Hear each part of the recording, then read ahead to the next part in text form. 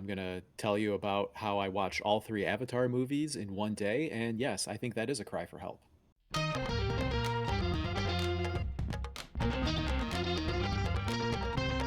Welcome into the first show of the D3 Datacast for 2026. It's a new year, but it's the same year for the Division 3 basketball season. We just move into the 2026 portion of the 2025-2026 season. It does feel like a bit of a new year, Matt. The focus is going to be shifting from non-conference play into the conference season.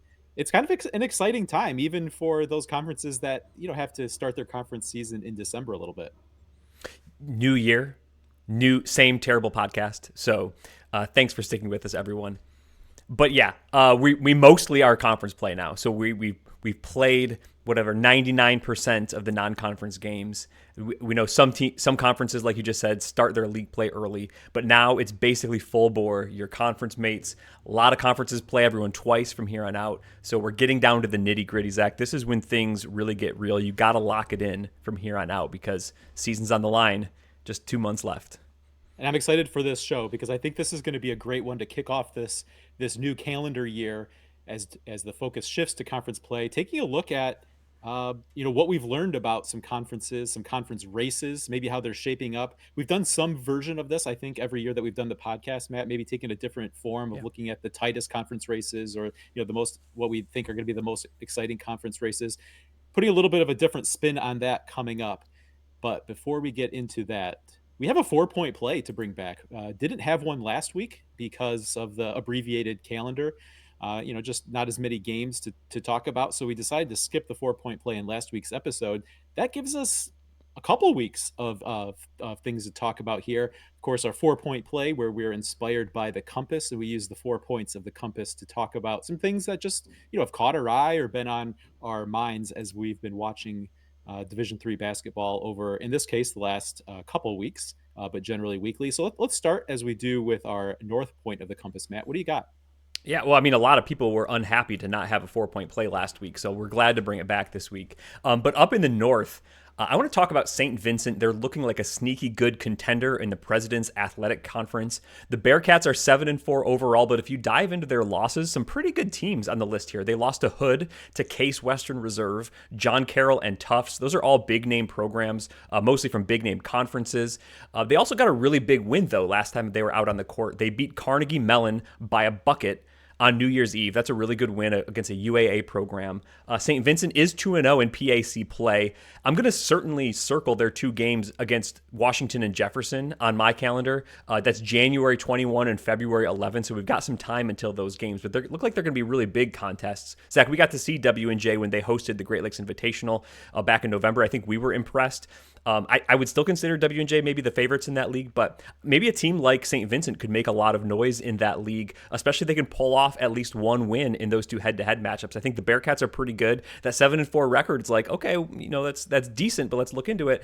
I think they've played pretty well, though, and I think they're a program that could be flirting with like that top 100 line, which makes you a really big player in the PAC there. And back in November, when we were spending some time in PAC land there, as you mentioned, getting to see Washington and Jefferson up close. I know just in that weekend we spent there, I think the presidents have some unfinished business from last year with Chatham, but also I think St. Vincent was another name we heard quite a bit come up, just talking about the outlook for the PAC. So I think that's a good call by you there, and looking forward to seeing how that conference shapes up. Matt, for my play in the North, I'm sticking in the same state there in Pennsylvania. Let's talk about Pitt Greensburg. They were off Yeah. to a 10-0 start and maybe did so pretty quietly. That wasn't until they ran their record to 11-0 with a Yeah. 107-95 neutral court win over John Carroll. And Matt, as I was looking into something completely unrelated, digging into the stats page on NCAA.com, I was looking at some team turnover data.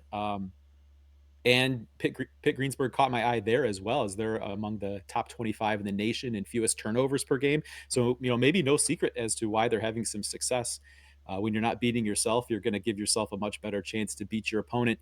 And it seems to be that's what the Bobcats are doing. Following up that big John Carroll win with a name brand program like that is a big deal. Maybe not the way you want to follow it up then by losing to Westminster, PA. But really, I think a team to keep an eye on. Maybe that win over John Carroll helped validated the 10-0 mark previous to that, and maybe gives the AMCC a pretty interesting follow up to what they had with Pitt Bradford last year, getting to the tournament, beating TCNJ in the first round, and then giving the host Hampton Sydney a really competitive game before ultimately falling by 6 there in the second round. Yeah, that win against John Carroll definitely caught my eye. I think sometimes we look sideways at AMCC programs. We don't really trust the schedules, but that's a big game right there, a big name program from a big name conference, now in the NCAC. So I think that's a good win, Zach. I think you're really right to call that out. And the turnovers are an interesting one, just from an analytical number standpoint. Back of the napkin math tells you every time you turn the ball over, you're essentially taking a point off of your scoreboard because teams generally score about a point per possession. So if you can limit the turnovers, that gives yourself a lot of extra looks at baskets. So that's a really good number there for Pitt Greensburg to be in the top 25 for fewest turnovers. All right, let's look to the East. Yeah, Zach. As I actually catch up on our logos here, we got St. Vincent and Pitt Greensburg going out east to Tufts. I'm going to talk about Tufts. They're looking like the team that we thought they'd be when we came into the season. They just surrounded the New Year's festivities with a pair of wins over NUMAC contenders. They had a 2-point win over Clark on New Year's Eve. Then they had an 18-point win on the road at WPI on January 3rd. Tufts is now 11-2, and remember we talked a whole bunch about their opening weekend where they went 0-2. And they're now on track, I think, to have the season we thought they would. They're back up to the number 7 spot in the D3 Datacast computer efficiency ratings. I don't think anyone is going to consistently challenge or beat Trinity in that conference, but Tufts is looking like, once again, like we thought, maybe the closest thing to that maybe second NESCAC contender there. Who knows? We know the NESCAC plays just a single round robin. They go once through the league. You get an upset in that game, and maybe Tufts could find themselves in the driver's seat. Again, I'm not going to bet against Trinity by any means, but it's just interesting. Tufts started 0-2. I think we were a little bit down on them. I think a lot of people were a little bit down on them. Since then, it's really been nothing but good things for the Jumbos. I think they could be kind of getting back into that top 10 national position that they had found themselves in the preseason. Tufts a good case for not trying to overreact to some early season results. I think you take a look at now what they've done, going 11-2, and you feel a lot differently about them than you did if when they were 0-2. But just take exactly what they've done. If you just shuffle up the order, I think you think Yeah. about Tufts a lot differently Right. than when we see them get off to that 0-2 start. But it's kind of like a new baseball season. A guy starts 2 for 20 and he's got that 100 batting average, right? But if you take that 2 for 20 stretch and plug it somewhere else in the middle of the season, yeah, batting average is going to hurt, but it's going to feel a little bit different than sticking out there at the beginning of the season. Exactly.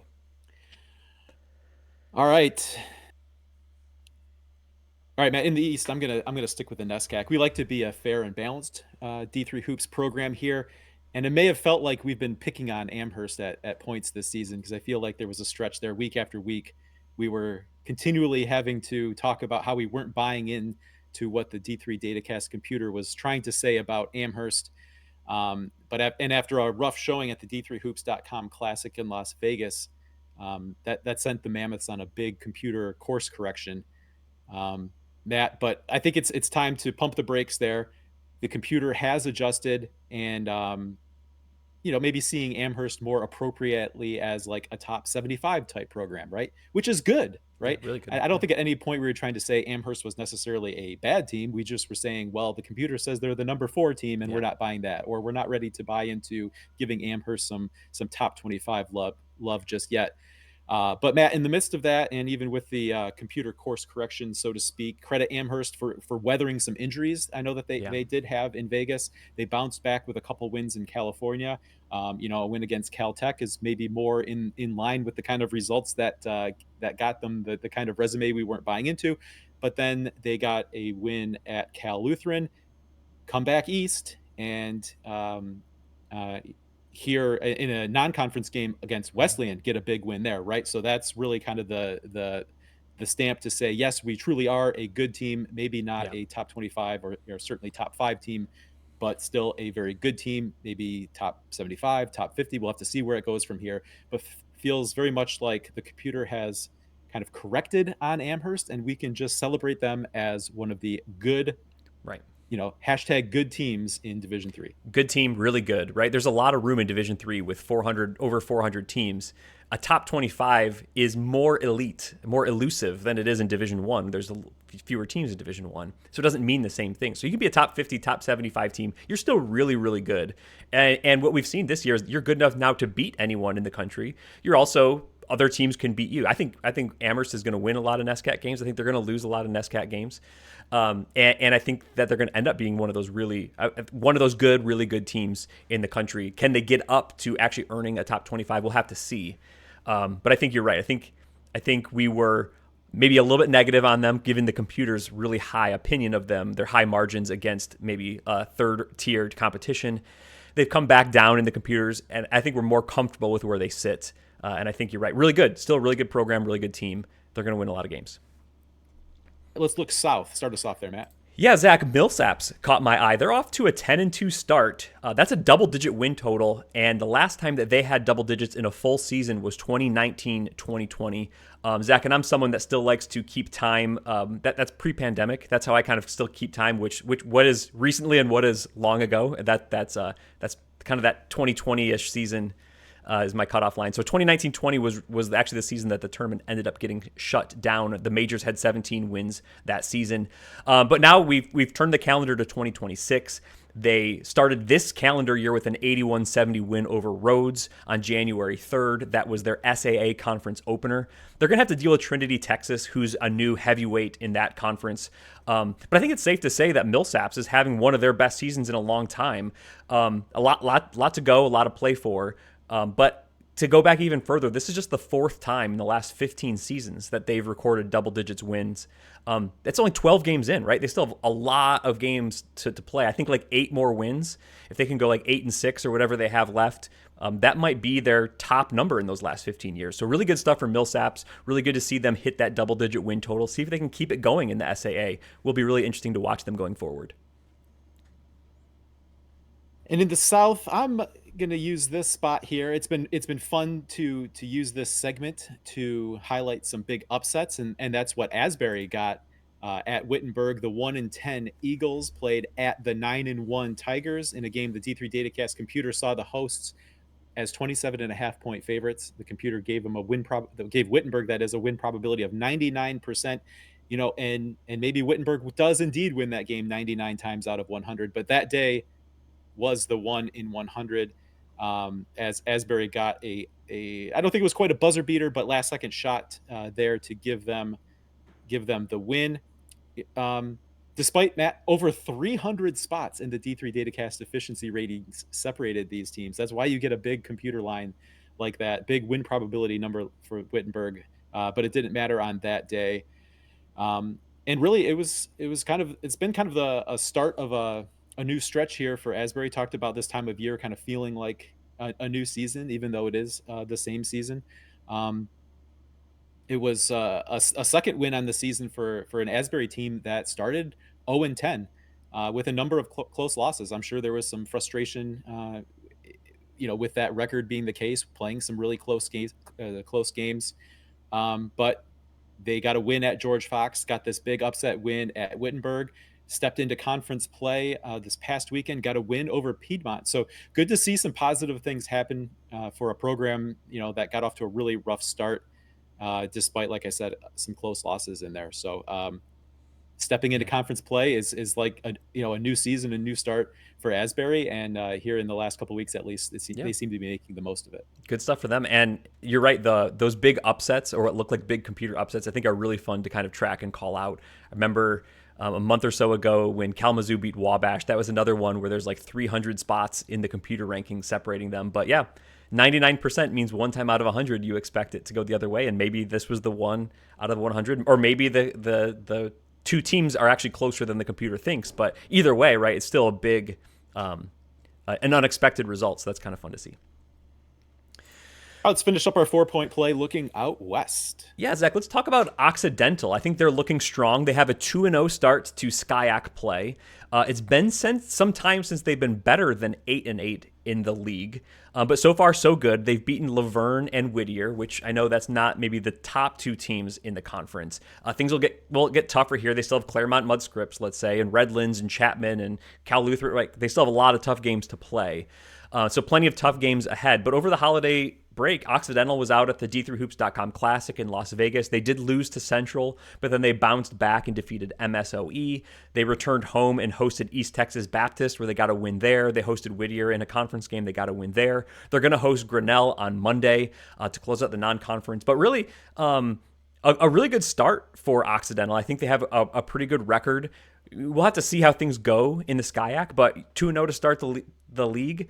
I think it's going to be an interesting conference race outside of maybe Claremont Mudscripts and Redlands. So can Occidental be maybe that third or fourth team in there? I think that would be really interesting. They had occupied some of that position maybe, I don't know, 7 years ago or something like that, but it's been a little while. It'd be interesting to see if Occidental can get back into that position. 2-0 start, strong for Occidental. Well, and you mentioned Whittier in there being one of their wins. I just don't want to discount that. Whittier got a win over, we mentioned Amherst, Yeah. one of those games in Las Vegas. And I think Whittier was really one of those underappreciated teams in the SCIAC race a year ago.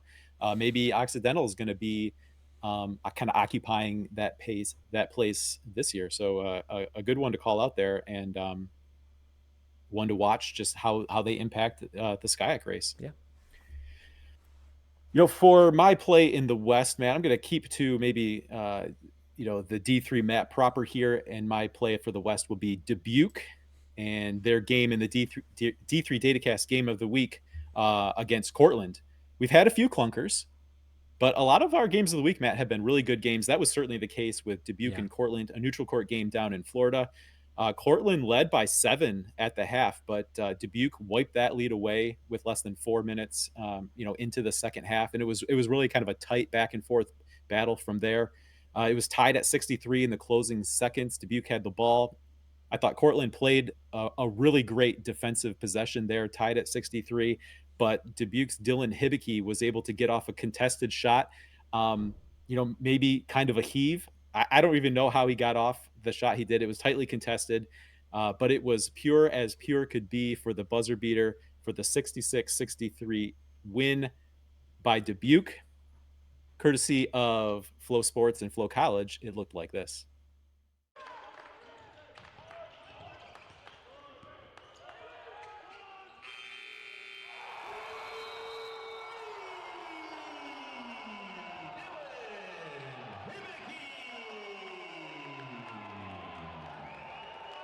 Yeah, Zach, really exciting end to an exciting game. It's fun when the game of the week ends up to live up to its billing. That was an incredible game and an incredible win.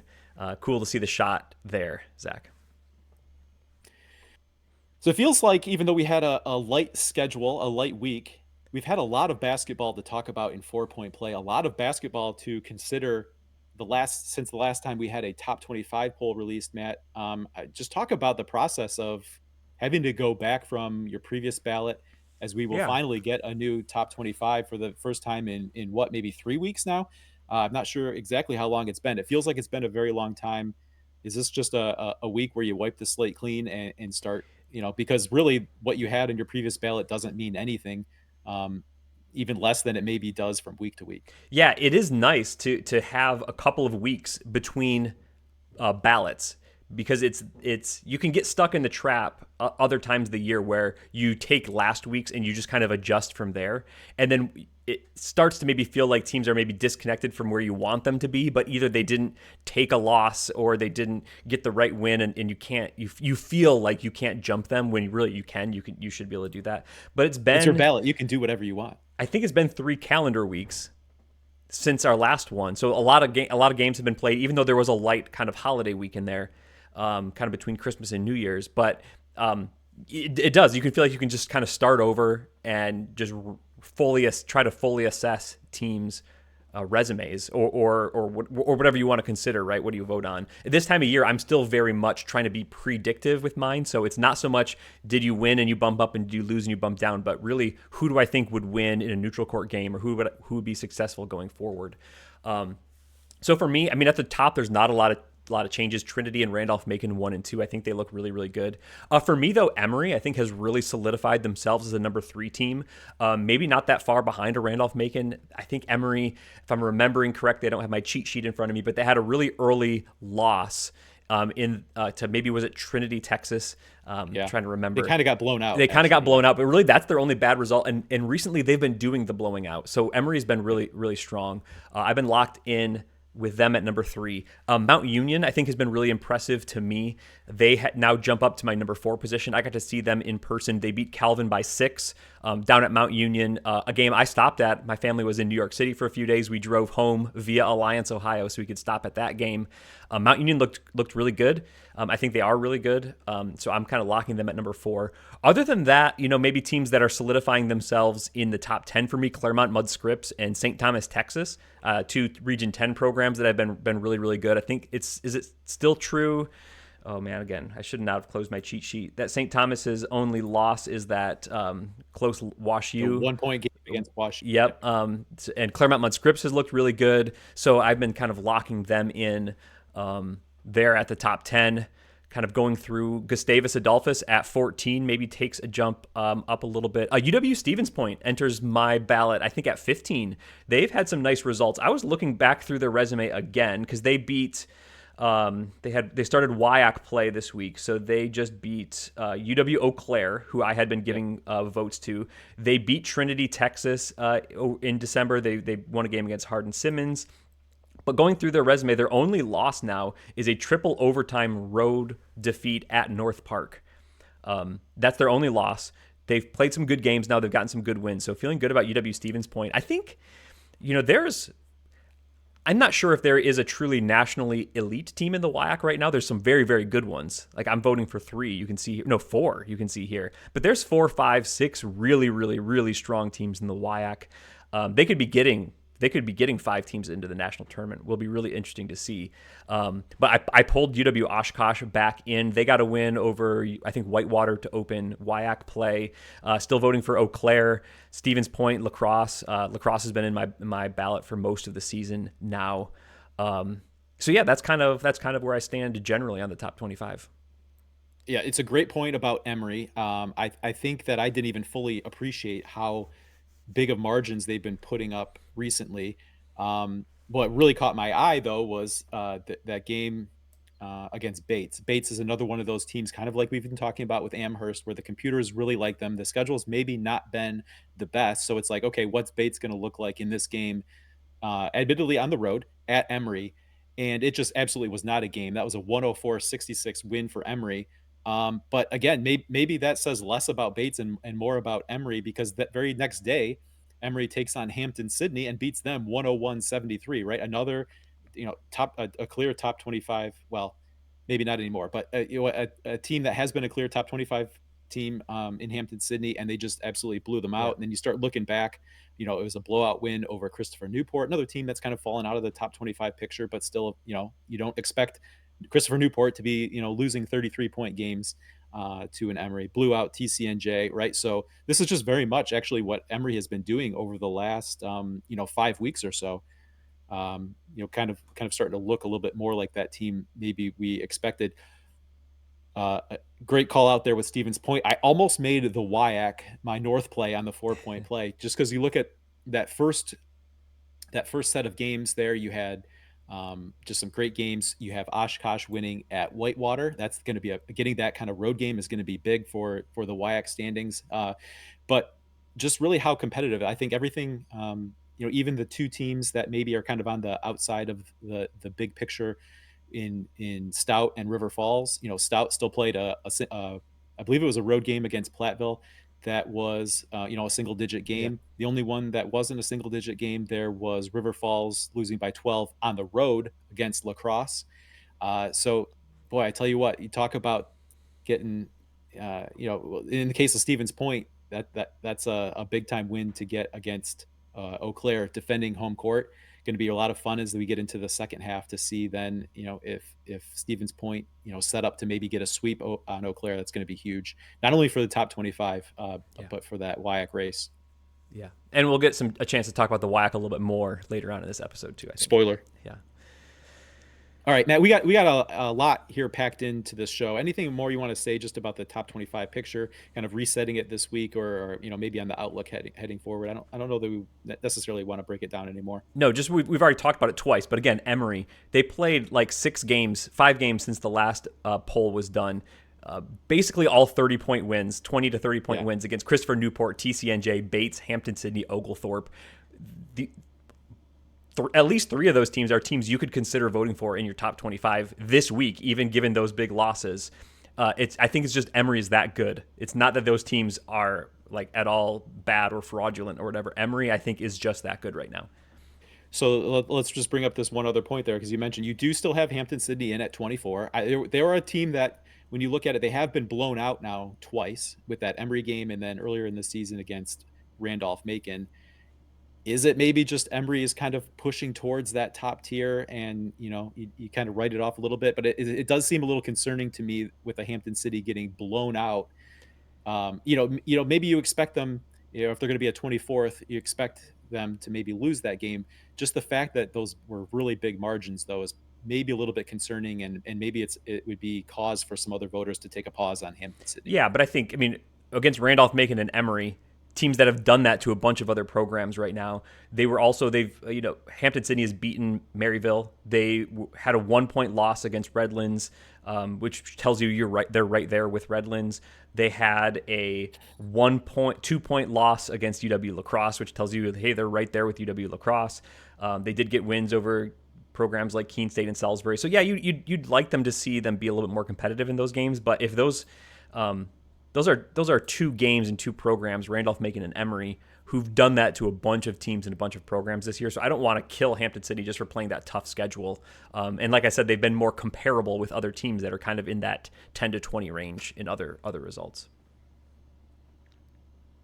All right, good stuff, Matt. We talked about the main topic here for the week, taking a look at what looked to be, maybe, I don't know how we exactly want to phrase it, like the most exciting, the most competitive conference races to watch. I mean, I guess as we're getting to it, how are you thinking about kind of framing the discussion we're about to have? Because I think there's a few different ways you could really talk about it or think about it. Yeah, I don't know exactly what to call it, but what we're going to do is we've taken the top 10 game teams using our computer simulations, where the favorite has the lowest odds of winning. So you might have some leagues where there's a team that has like 98% chance of winning their AQ. They're probably going to be the number 1 seed, and then they're a lot better than everyone else, so they're likely to win their conference tournament. So we're looking at conferences where there is not a clear favorite. All of these teams have favorites that are under 50%, some of them significantly. So most exciting races, tightest races, and it's not just the conference, right? We're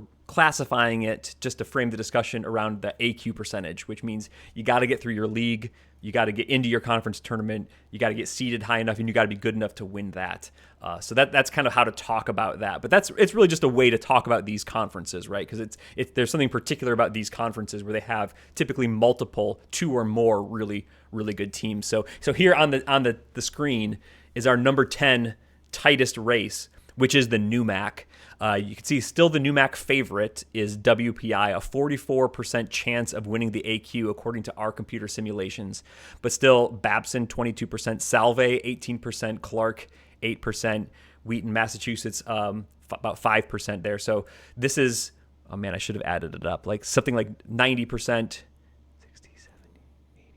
96% or something of the odds of the NUMAC is here. But you can see also on the screen our efficiency margins, right? Like WPI, Babson, 2 teams that are basically like number 40, number 50-ish in the country. And then some other good programs there. So a lot of depth, and probably 2 really good programs at the top, and then 3 more competitive ones at least after that. So right off the bat here, we got 10 conferences to talk about. Right off the bat, the favorite is under 50%, right? So the field has better odds than the favorite.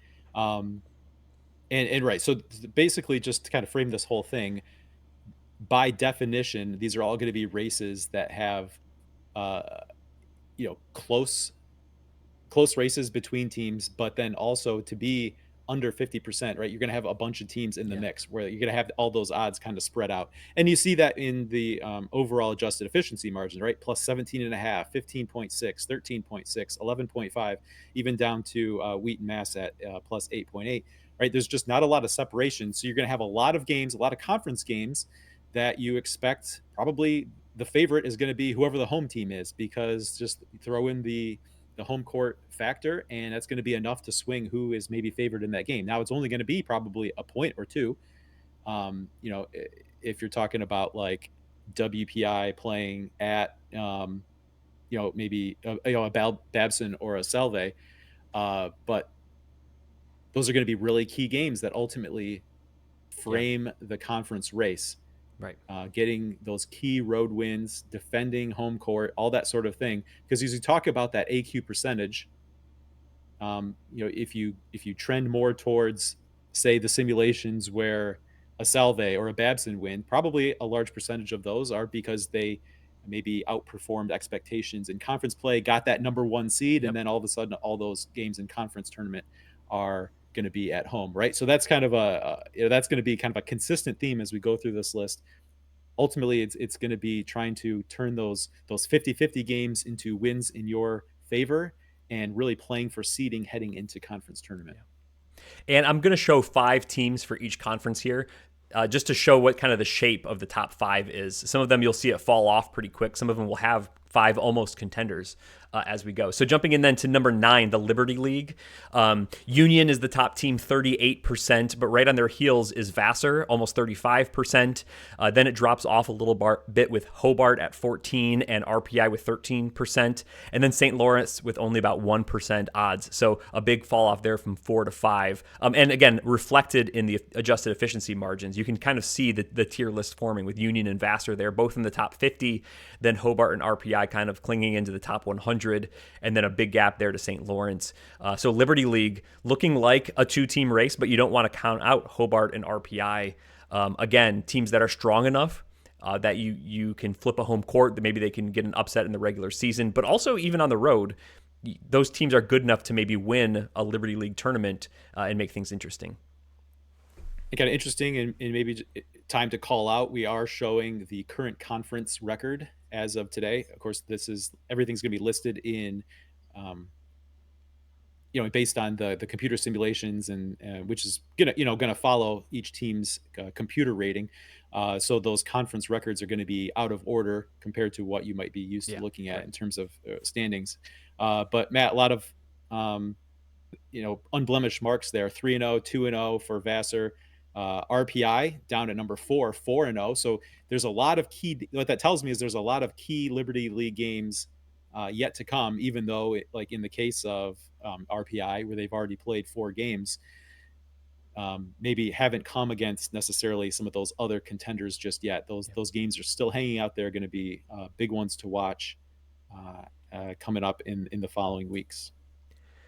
Let's go on to our 8th tightest race, the North Coast Athletic Conference, NCAC. Zach, we talked about John Carroll a little bit in their in one of their losses recently, but they still look like one of the top teams in the NCAC. That being a non-conference loss didn't hurt them all that much, but they're still 2-2, and the top favorite for the AQ in that league. The computer still sees bunches of wins ahead for them. The strongest team, perhaps. But again, let's level set a little bit. The top percentage team in the NCAC at John Carroll is still 37%, right? DePauw's right behind them at 23%, Wittenberg 17%, Wabash 15%. So really wide open. It's more than 60-40 field at this point here for John Carroll to not win, even though they are the favorite. This is probably a conference where you're going to see a lot of losses stack up between these 5 teams and probably beyond. So it's going to be a lot of this was a league we also called out a few weeks ago when we looked at some conferences as being kind of a really tight league top to bottom. Yeah, you're right. This is no surprise to see here, because we were talking about this a few weeks ago, looking at just how jam packed the top 5 or 6 teams are. So it's no surprise then to see that manifest in this sort of form. You know, John Carroll did just get a very big win coming off a week in which they got a win over DePauw. But they have lost to Wabash, right? So you're going to see this mix of teams kind of beating up on each other. And then once we get through that second time, those teams that maybe drop that first game, really needing to split the season series. Otherwise, you know, any sweep that can get picked up is going to be Yeah. huge for crowning a regular season champion in the seeding heading into the conference tournament. But Matt, that's you're gonna reset everything once you get into the conference tournament, and that's going to be one of the best ones I think to watch, just because you're going to be talking about seeds 1 through 5 or 6 going to be very, very competitive, right? I think when we had looked at this before, I think probably number 6 was Worcester, right? Think about that.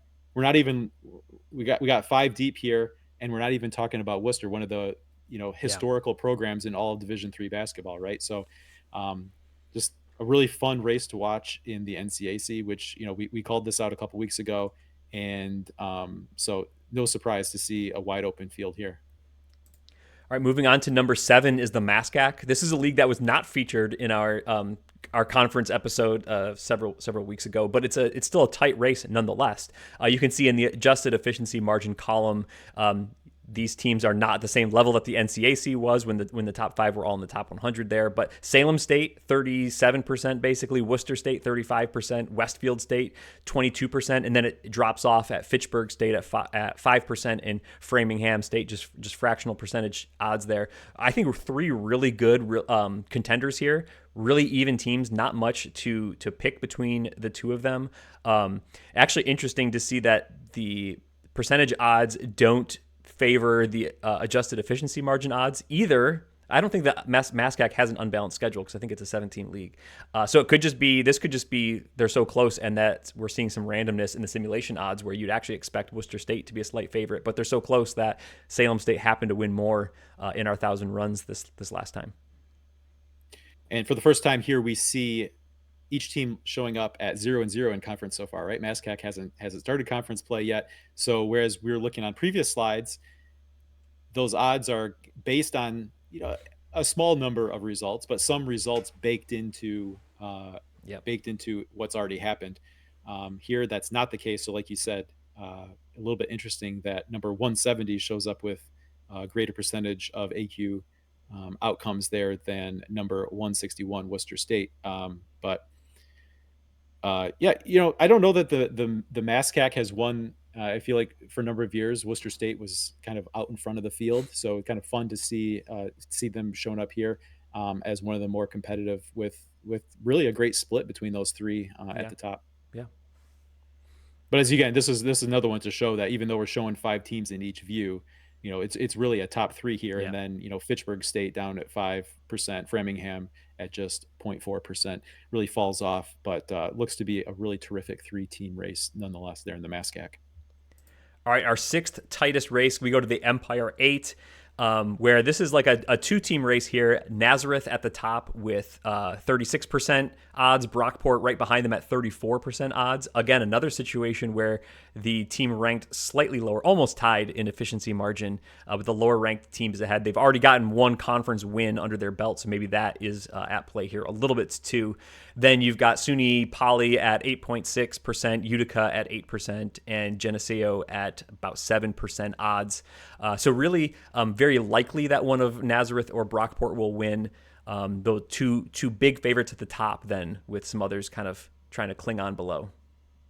Yeah, to me, I think that 1-0 already in conference for Nazareth does explain the difference in the AQ percentage, despite the efficiency margin difference, because Brockport still having to play that first conference game, even if they are favorites, there's some chance, some odds that they lose that game. So I think for Nazareth that makes sense to already have that in the win column. Helps them again as the simulations play out towards whatever seeding happens to be. Whether that is the top seed or a number 2 seed, that's definitely going to be in their favor. Again, this is one that maybe looks a little more classically like a 2-team race, but while none of the individual numbers there for the field look very impressive, when you start adding it up, I Yeah, think there's still a compelling case for a non-Nazareth, non-Brockport yeah. winner there. Still 30. I mean, still more than a quarter of the time the field wins that one. So Yeah, still a it's kind of like chance. Yeah. It's kind of like a third Nazareth, a third Brockport, a third the field. someone else. Yeah, Yeah. exactly. All right, Zach, let's go into the top five here, the Northern Athletics Conference. Um, this is maybe somewhat similarly shaped to the last one. Aurora, now 35% AQ favorites. St. Norbert, almost 32%. Then MSOE at 15%. Concordia, Wisconsin at 8%. And Marion at about 8% as well. So here, not a huge overwhelming favorite, but you have a pretty solid two-team race, and then maybe a little bit more MSOE than we saw on the last slide with 15%. But here we still almost have another third, and then field between Aurora, St. Norbert, and the rest of the Northern Athletics. But again, nothing. Okay, the theme of the episode, right? These tight races, these conferences means no clear favorite.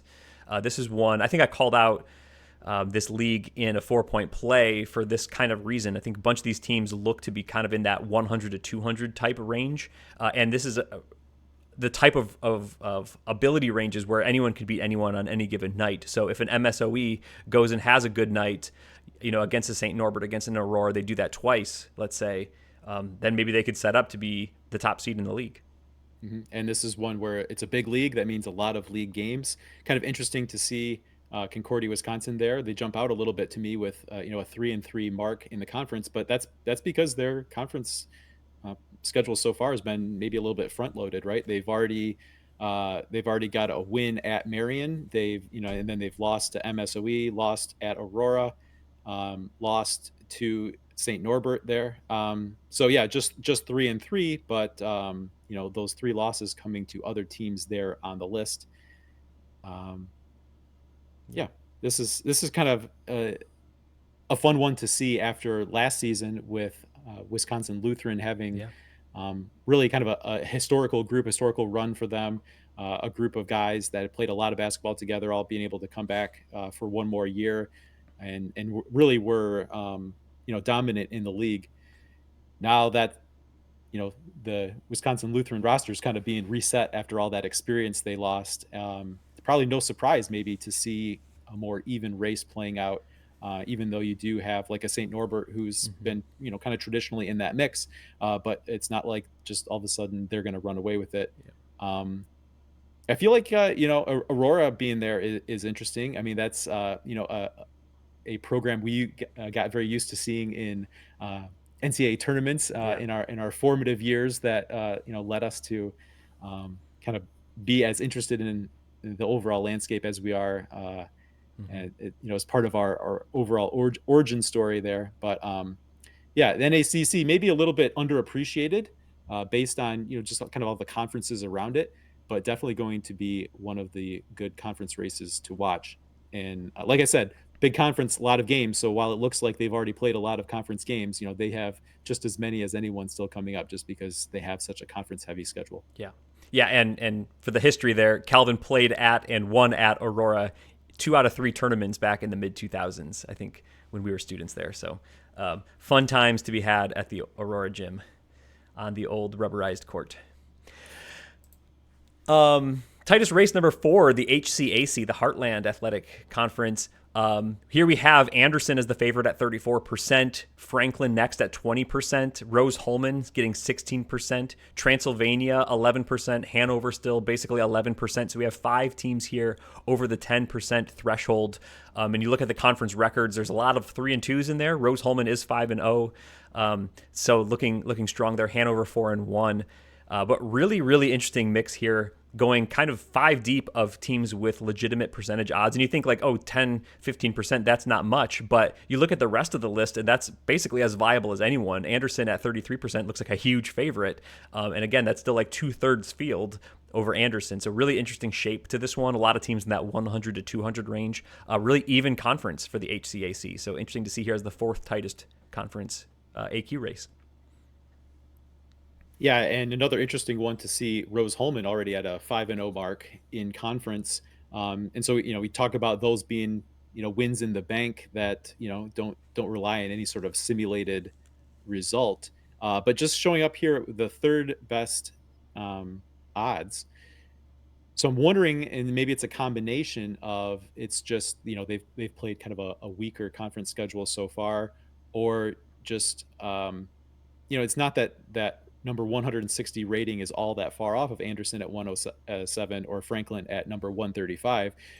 But I wonder if there's some factor of just the computer thinking, okay, yeah, they may be the one seed, but I still think this team is better, and so they're going to be more likely to win. I don't know if you have any thoughts on that. I thought just this is the first time I have kind of some of those feelings where I'm wondering if maybe not that seeding isn't important, but you're gonna get those conference tournaments where maybe it's a two seed that the computer sees as actually the best team in the conference, and therefore, even though they may Yeah. have a tougher road, may have to play road games, is still going to be favored in those computer odds. It is close, but it's tight enough that even probably on the road again, Anderson would be maybe a very slight favorite. It'd probably be basically a 50-50 game. They did win. This is Rose Holman did win at Anderson already this season by one. They have a second game left to play, but I think they still do have to play Franklin twice. They still have to play. I'm just scrolling through their schedule. I think they still have to play Hanover twice. I think they still have to play Transylvania twice. So they do have the one win over Anderson, but the rest of the teams on this list, they haven't played yet, I do believe. So that means that their other 4 wins in conference are against lower rated teams in that league. So there's probably some schedule dynamic. And then also the computer saying, yeah, but I think even though there was the 1-point win already in the bank for Rose Holman, maybe Anderson's likely to win enough in the future that they could even overcome a slight home court disadvantage in a potential tournament or something like that. All right, going on to conference number 3, the CCIW. This is one that definitely featured in our top 10 strongest conference episode a few weeks ago. CCIW looks very tight, kind of similarly shaped to the last one here. Illinois Wesleyan as the favorite, but just under 33% odds for them to win the AQ. They currently have a 2-2 conference record. Carthage next at 22%. They were last year's regular season champ. I think last year Illinois Wesleyan won the tournament AQ. Then Augustana, who we saw kind of around Christmas, have 2 nice wins over UW La Crosse and Calvin. They have 12%. Millikin there about 12%, and then North Park at 8%. So 5 teams we see in the top 100 of the efficiency margins. And again, a top contender, Illinois Wesleyan here, with still just under 1/3 odds of winning the AQ there. And it's a good call out compared to the last one with the HCAC. Very similar shape. It's just, that group of teams is about, 80 spots higher in the efficiency ratings. You're talking about number 34 instead of number 107 down to number 98 instead of number, 173.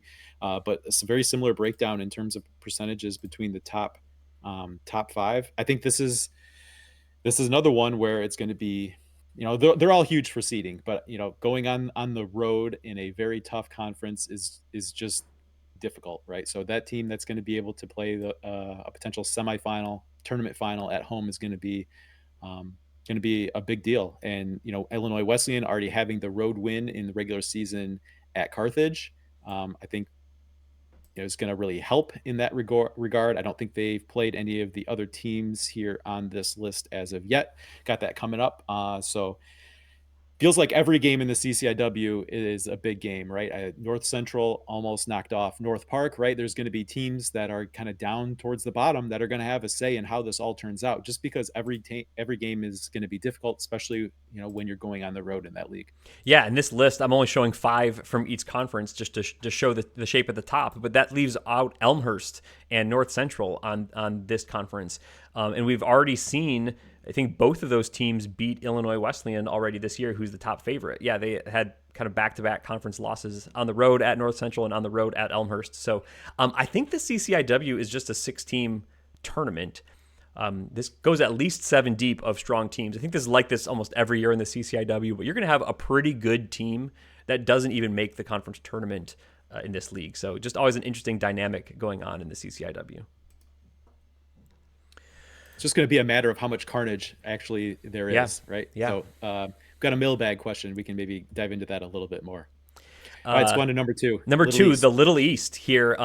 Little different dynamic at the top than we've seen. I think in the past this has been a Keene State heavy league, but here number 2 tightest, Eastern Connecticut 29%, Mass Dartmouth 26%, Rhode Island College 25%, Keene State 11%, Mass Boston 5%. really big toss up, it looks like, between three teams here, with then maybe the rest of the league getting the last quarter or so percentage odds of winning the Little East here.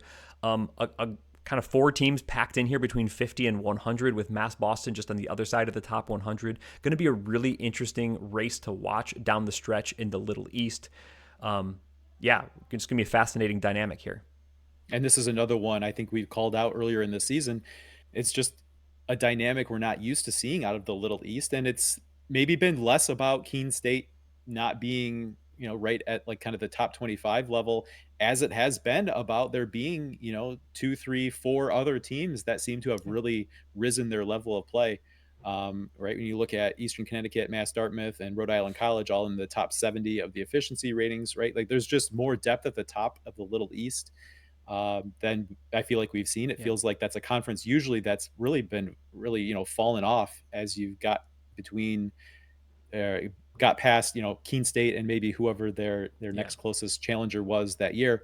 Um, but that's not really the case, right? It's been a really good year for the Little East, and it's going to manifest in, I think, a really interesting conference race. And I'll tell you what, Matt, as I was looking ahead for our next pick slate, you could have made a really great pick slate just of Little East games here coming up this week. So this is definitely going to be a conference season to watch, and it looks like that's going to get off to, well, I mean, conference play has already started in the Little East, but this upcoming week in particular looks to be a really good one in terms of seeing maybe which teams can get maybe a step ahead of some of those other ones. Yeah. Um, yeah, a lot of big games coming up in the Little East. Yeah, and we talk a lot about the CCIWs and the YACs and the NESCACs and the UAAs, but the Little East, it is a league where there's a bunch of teams packed tightly in and a bunch of these good teams, right? So it's not just that we looked at the MASCAC, right? A bunch of teams tightly packed together, but the team quality is maybe second tier. Here you have still like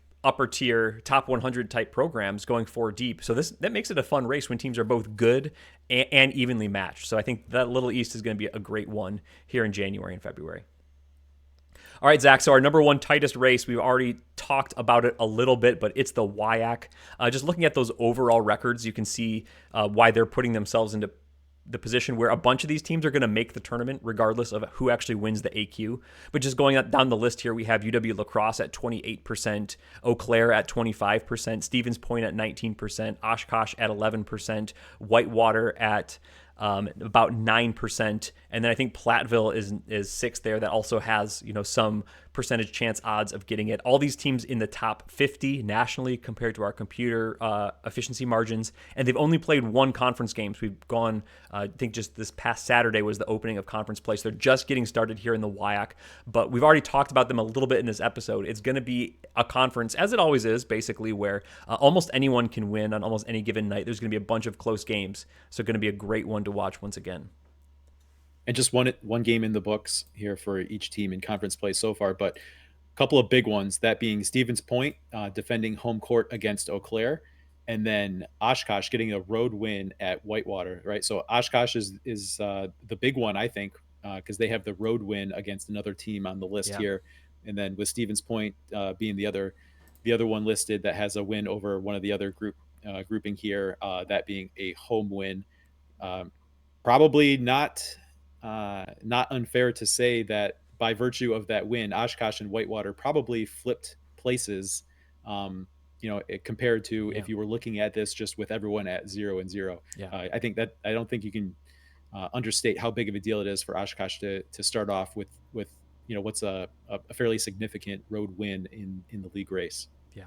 And I mentioned Platteville being the sixth team here who is not shown. I just looked them up in the background, 8.4%. I'm sure that is the highest AQ odds for a sixth place, let's just call it, team at this point in a conference. But 8.4, that's significant odds still for Platteville, especially given what you see here, right? It's definitely going to be a 6-team race. So winning that home court is going to be what's required. But again, I think this is a conference that is almost certainly getting 4 teams, and I could see them getting a 5th team in as well. So even if you're playing to get those wins, right? You want home court, you want higher seeding, but you get in the top 4 of the WIAC, you're almost certainly, I think, at this point, getting into the national tournament. And then that fifth and sixth could be a dividing line between who's in or who's out.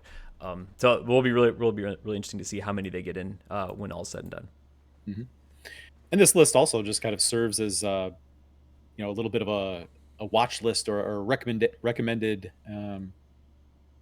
recommendation for just, hey, you got a random night, you're Yeah. looking for a game. Typically, with all these conferences, you've got a bunch of teams that are kind of be in and around the mix there. There's always going to be some big game in each one of these conferences, it seems like, every night. Yeah.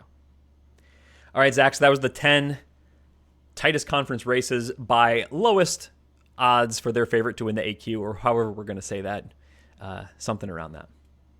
Yeah, but we have 2 weeks of picks to review, so let's run through it real quick, Matt, before we get on to our Week 10 picks. Yeah, so back on the week of December 22nd, we had Olivet and Rose Holman. That was a 2-point computer line in favor of Rose Holman. They won by 4, so both of us missed that pick. UC Santa Cruz played Puget Sound. That was a 3-point computer line in favor of Santa Cruz. They won by 4. So, Zach, you get that pick, and I miss it. Ohio Northern played Amherst down in Vegas at the not D3 Datacast, D3Hoops.com Classic. That was a 10-point line, which we said was too big, and in fact, it was way too big because Ohio Northern won that game handily as Amherst was maybe dealing with some injuries. Lawrence played at UW Oshkosh. This was a big 14.5-point computer line. It was not big enough, though. Oshkosh won that game handily, and I get the point there. In our D3 Datacast game of the week, we saw the clip already. It was Dubuque and Cortland. Cortland were 3-point favorites on the neutral court, but Dubuque won that game by 3, and I get the point. Going back to last week, Zach, we had a push at the top. Babson and Johns Hopkins, that was a 6-point computer line, and it ended up as 6 in overtime, but it still counts as a push, so we split that one.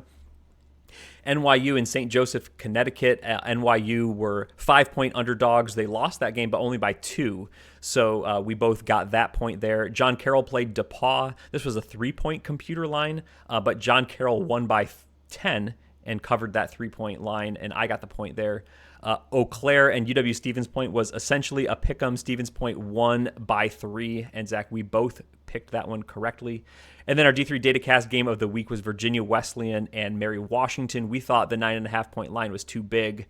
Wasn't even close, as Mary Washington wins by 41 points over Virginia Wesleyan. So that was the quick review. Here's where our standings stand. Post your standings below if you'd like to participate. Zach, you were 2-3, then 2-1 to bring your overall record to 23-20 with 2 pushes.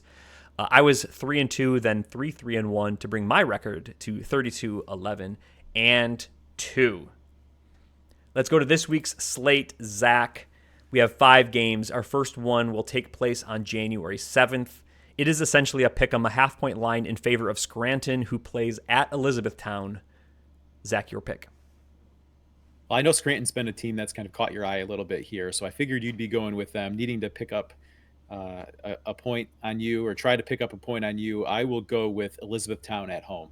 Yeah, and Elizabethtown has been strong. I think 2 programs here that have been good, but I will go with Scranton. You're right. I think I like them this year. I think they've been quite good. So I will pick them then to win this game and cover the half-point computer line. Zach, sticking close to us, the next game here is Trine at Hope. This is going to be a true computer line pick'em right now. So how are you picking this game?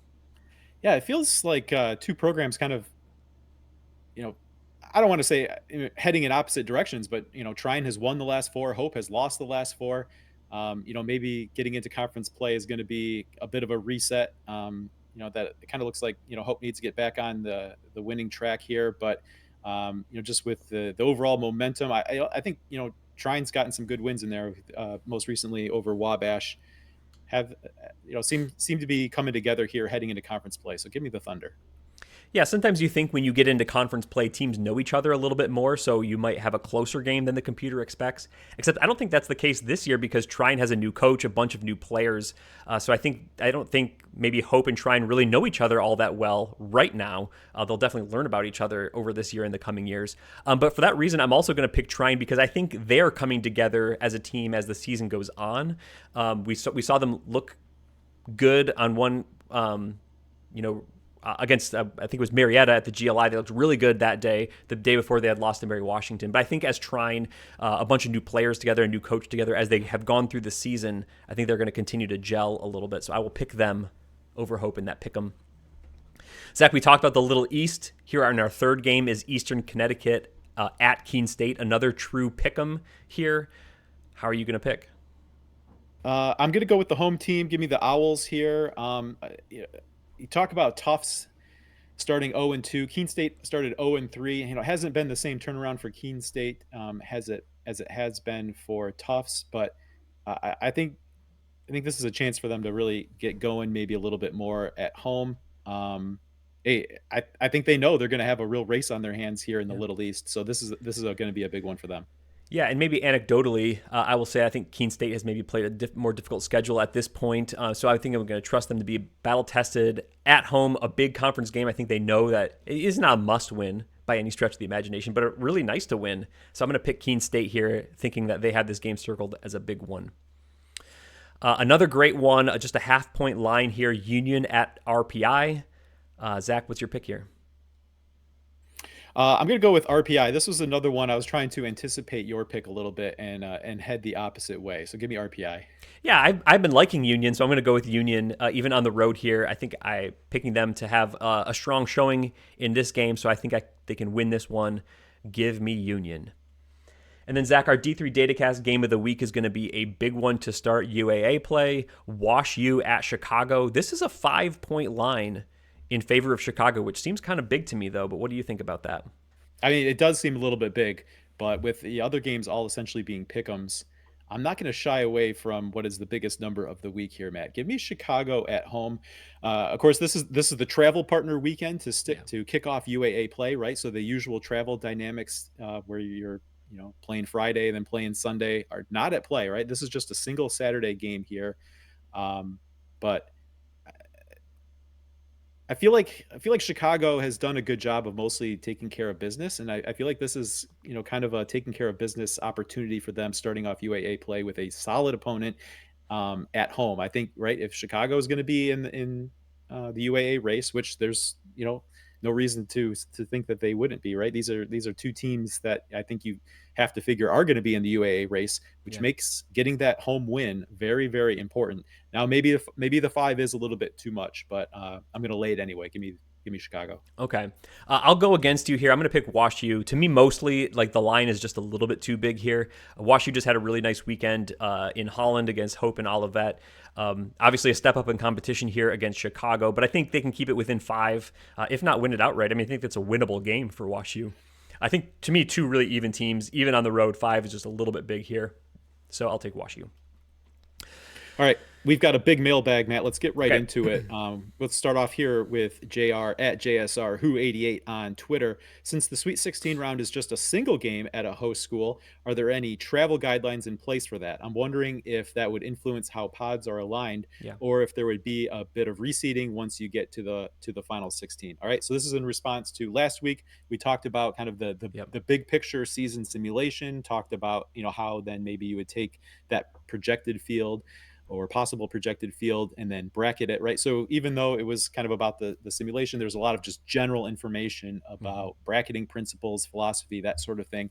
We do have a different dynamic in this tournament because there is the standalone championship game, which means the Sweet 16 round is a standalone weekend with the final 8 all advancing to the neutral court at Fort Wayne, Yeah. where the quarterfinals and semifinals will be played. And then at the D1 Final Four, combined with Division 2 and Division 3, the Division 3 championship game will be played. So I think we maybe um, kind of talked around some things as it relates to how that's going to impact maybe that Sweet 16 round. So let's address it maybe a little bit more directly here. Yes.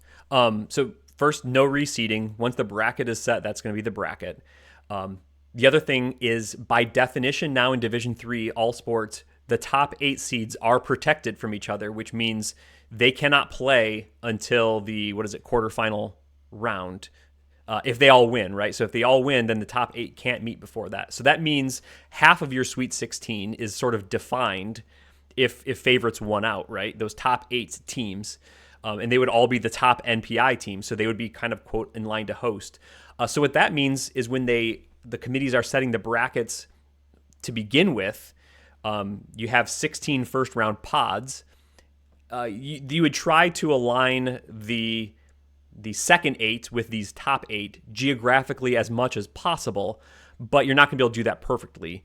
So the other pods will be kind of set out based on geographical needs. So you're going to need maybe 4 teams in the upper Midwest and then 4 more teams out east, and maybe you have a Southern California pod, and maybe there's a Texas pod. You have to fill that out, and then you try to line those up as much as possible with those top 8s. So if you have maybe like a Wash U and a UW Oshkosh or something like that, maybe they go next to each other because that fits geographically. But you might get to a point where you are kind of out of space and you need Gustavus Adolphus to host a pod in the upper Midwest, and you've kind of lined everyone up as good as possible, but then they have to go and face Trinity, Connecticut, and you know you're going to have a second weekend flight, and that's kind of forced. That's just going to be the nature of this particular season because it's the once every 6 years or so combined championship, which means we have this weird dynamic. There's not 4 teams trying to go to a Sweet 16 weekend. It's just going to be 2 teams. And we know by definition that top 8 is going to kind of force certain spots around the bracket. And then the other spots are just going to be as close as you can get to 500 miles. And if there's a few extra flights, I think the NCAA is saying we're willing to pay for that to have this kind of fun combined championship weekend, even if that means an extra forced flight or 2. Yeah, the way I think of it impacting the bracketing is in a normal year you have to take 4 pods and try to figure out, if the favorite's advanced, right? The committee is never forced to project Yeah. upsets or be held, accountable for flights based on upsets, right? So you're kind of looking at like who are the top seeds in these pods and then arrange 4 pods so that there's some way to get, projected, top teams out of those pods to the same location.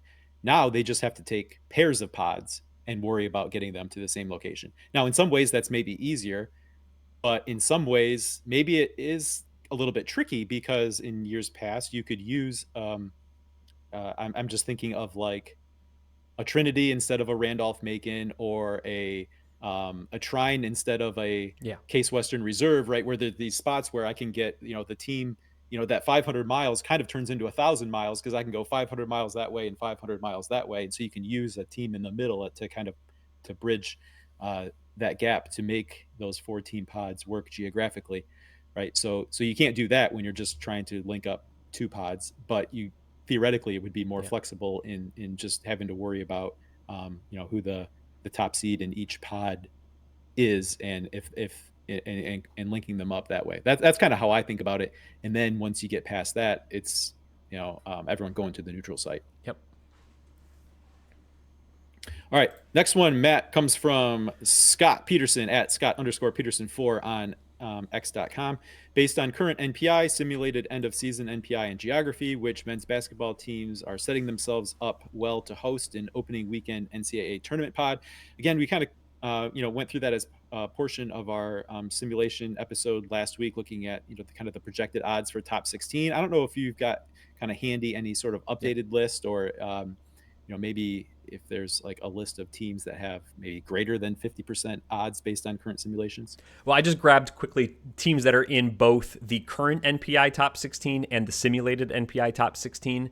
This was entering Sunday, I think, but it's Trinity, Connecticut, it's Randolph Macon, Emory, Chicago, Mount Union, Wash U, St. Thomas, Texas, Gustavus Adolphus, Mary Washington, UW La Crosse, UW Stevens Point, Trinity, Texas. That's 12 teams actually that are in both of those.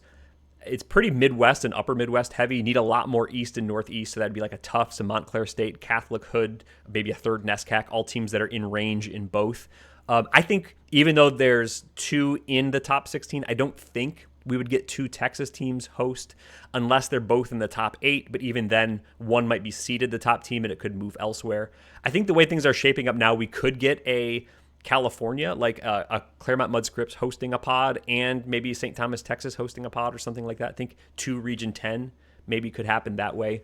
But But that's kind of the list of teams that I think we're feeling pretty good about. Definitely like Trinity, Randolph-Macon, Emory looking really good. At least one of Chicago, Wash U, Mount Union shaping up really well. One of those Texas schools I think is almost certain to host at this point. And then maybe a UW or two, I think is the way we're looking at it. Yeah, I think that's a kind of a good quick answer there. Okay. Next one here, also from X.com, comes from Brennan Casey. How many conference losses will the CCIW winner end up with? I think if you have 3 losses, you definitely win. I'm going to say 4. I'm going to say someone ends up 12-4, and that either wins you outright or is the co-championship. I could see 11-5 this year. Everyone has a loss already. A team you might consider the favorite, Illinois Wesleyan, already has 2 losses. Carthage hanging out there at 3-1. I think maybe Augustana is 3-1. I'm trying to remember the slide now off the top of my head, but I think 12-4, you're in pretty good shape this year. Okay, I'll go with that. Okay. I think it's at least, I'll go with at least 4. Yeah. All right, and then one more here to wrap up this week's mailbag from Nick Tuori, at Nick Tuori on X.com. Who do you like as champions in the Centennial? Johns Hopkins, F&M, or the Field? Ooh, loving and the Field choice here. I think if you're giving me those two, I'm taking Hopkins and F&M. I think those two, to me, are significantly enough I don't think, above. no, hold on. I'm throwing the flag. I don't think you get Hopkins and F&M. I think you either choose Hopkins, or you choose F&M, or you choose the Field. Okay. Um, I think Hopkins, F&M, or the Field. Oh, goodness. I'm not taking the Field. I'm taking one of those two, but I don't know who to take. Okay, I read initially as those two or the Field, but I think I would take Hopkins then if I'm getting one of those 3.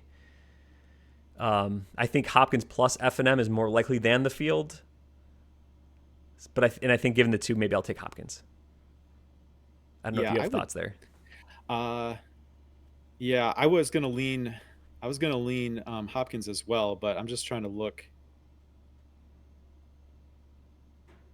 Yeah, I feel like the F&M schedule hasn't been great so far. So I'm not saying they won't. I'm just maybe not ready to buy in as much as I would Sure. with Hopkins. Yeah. Okay, then second part here. What's more likely in the MIAA this season? An undefeated league champ or a winless team in 8th place? Yeah, to me, neither are extraordinarily likely to happen. I just quickly looked at Massey ratings. I knew he had the numbers handy.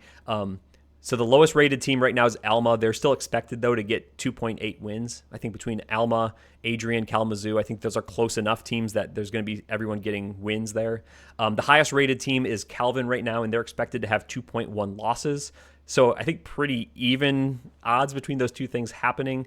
But I guess given those numbers, maybe more likely is that a team goes undefeated. But I think probably you're looking at 11-1, 12-2 as the champion in the MIAA.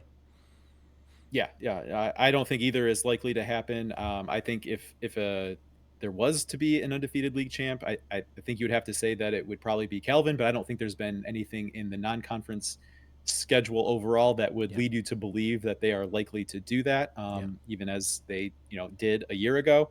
But I think the difference between maybe Calvin's computer rating is bigger at the top than Alma at the bottom, right? I just think Alma's going to get 2 cracks at Kalamazoo, 2 cracks against Adrian, right? Like I just feel like they're probably going to pull one off there. I mean,